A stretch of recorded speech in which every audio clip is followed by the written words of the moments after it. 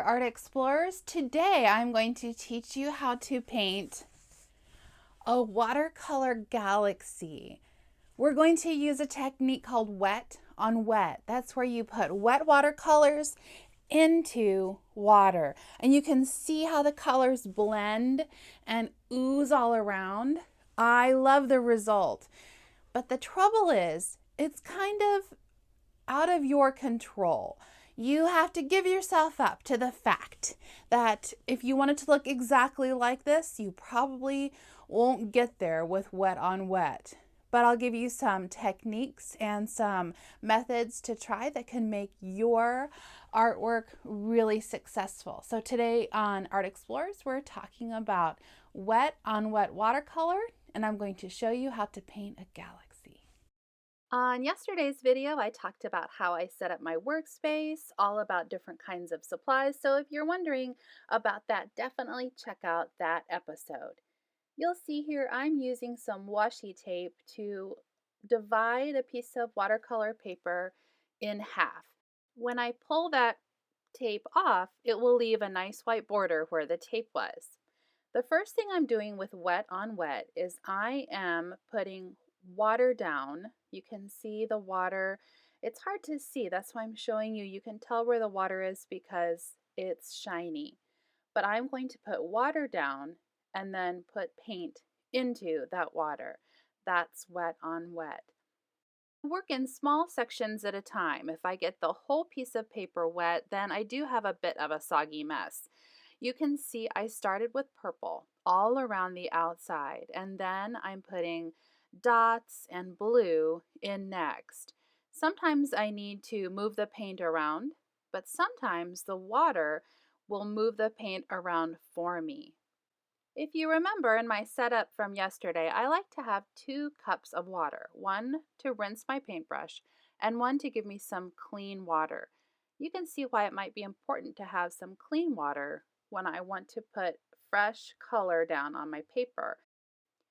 You can see that this Crayola set has a lid that I can use as a mixing palette.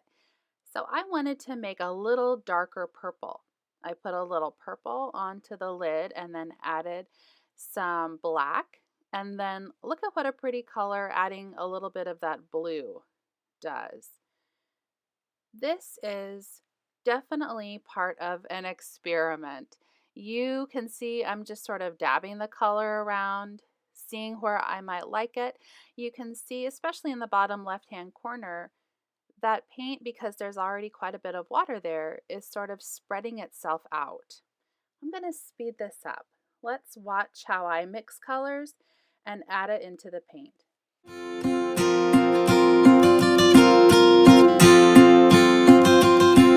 I want to add a little bit of contrast in the middle of that galaxy, so I'm going to put some yellow in there, almost as if it's a night sky and the sun is peeking through as the sun is setting.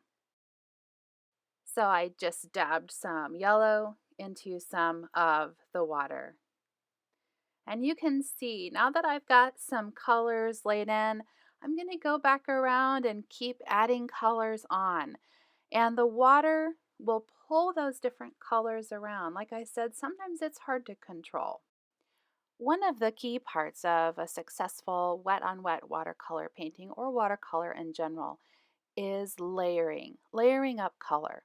The trick is it's important to wait until your painting is sort of dry.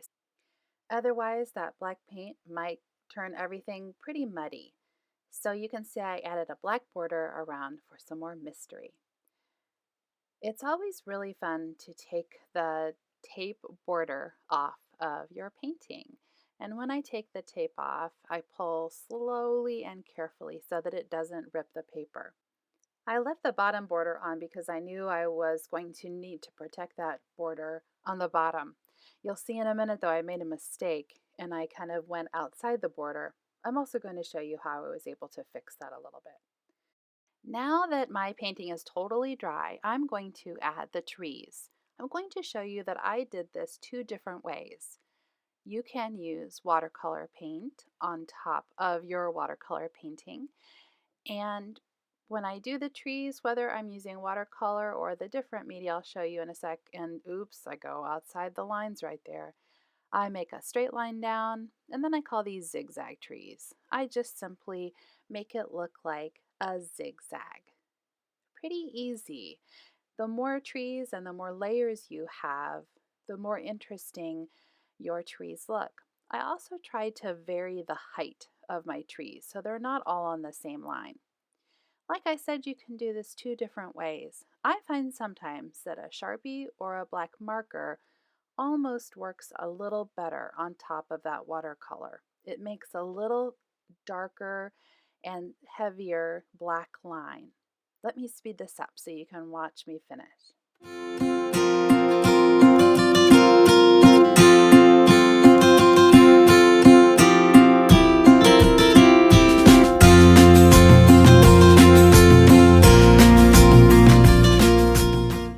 And a few more finishing touches. Like I said, I made a mistake of pulling that tape a little too early and should have left it down on the bottom. But because this is watercolor, one of the things I can do is I can quickly sort of erase that paint. I went back over it with some clear water and I'm wiping my paintbrush on that cloth diaper. I use that diaper or any kind of cloth or paper towel to carefully wipe away that section. Like I said, it won't make it totally clean, but it definitely looks a little better than those mistakes. Now to add just the final touches on this, I could use white ink, or you can see that I'm simply using a white gel pen to go in and add some little white stars. I also have a fancy sort of glittery sparkle paint pen that adds some fun stars too. I love how it turned out. A lot of that was just because of how the watercolor in the wet on wet process moved that paint around. Of course, you don't have to use just those colors I chose for a galaxy. You could use wet on wet for different colors and different backgrounds. I used red and orange to make that little flower. You can see I used primary colors as the background for that little fairy. So many different choices with wet on wet. I hope you have fun experimenting and I'd love to see what you make. Bye!